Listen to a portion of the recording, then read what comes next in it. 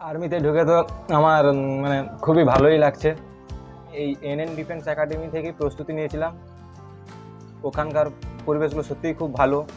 ওখানে সকাল ধরো 4:30টায় উঠতে হতো। 4:30 থেকে ওঠার পর 5টার মধ্যে তোমাকে রেডি হয়ে সকালে রানিংয়ে যেতে হতো। তারপরে আবার 9টা থেকে ক্লাস ওখানে হতো। 9টা থেকে পুরো 1টা পর্যন্ত হতো ক্লাস। তারপরে 1টার পর খাওয়া দাওয়া করে আবার কখনো বিকালে ক্লাস হতো একটা, বা কখনো রাতে ক্লাস হতো।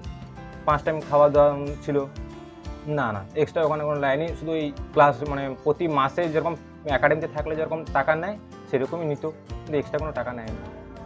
তোমরা নিজেরা চেষ্টা করো, বা আমাদের এই একাডেমি এনএন ডিফেন্স একাডেমিতেও খুব ভালো শেখায়।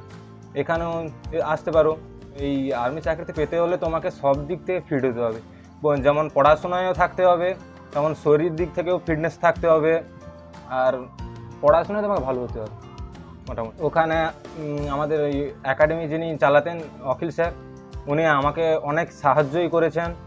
তাছাড়া আরও অনেক ওখানে কিছু কিছু মানে অনেক স্যারও ছিল, মানে যারা আমাদের ক্লাস নিত, ওরাও আমাকে প্রচুর হেল্প করেছে এই সমস্ত এতে যাওয়ার জন্য।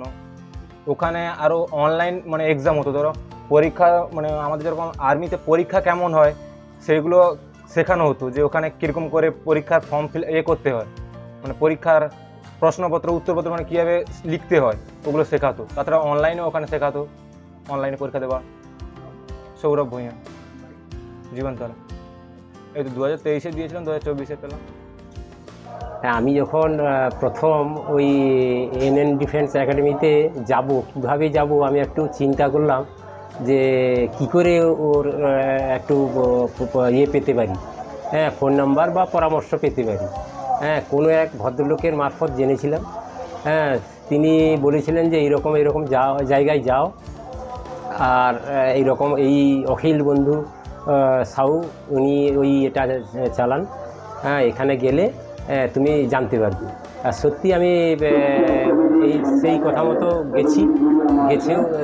যাওয়ার পরও আমি অখিলবাবুর সঙ্গে যোগাযোগ রেখেছিলাম, এবং সে যেই পরামর্শ দিয়েছিল সত্যিই আমার খুব ভালো লেগেছে।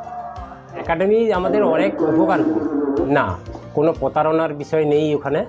হ্যাঁ, যে খুব ভালো এখানে শিক্ষার বিষয় আছে। অবশ্যই তাদের আসতে আমি বারে বারে অনুরোধ করব, তোমরা এসো এবং তোমাদের যোগ্যতা অনুযায়ী তোমরা তোমাদের সমস্ত কিছু স্যারের কাছে করো, ব্যক্ত করো, এবং নিজে চেষ্টা করো। চেষ্টা না করলে কিন্তু সফল হয় না যে কোনো কাজে। হ্যাঁ, তবে ভালো জায়গা কিন্তু। আপনার নাম? প্রবীর কুমার ভূঁইয়া, বাড়ি? জীবনতলা।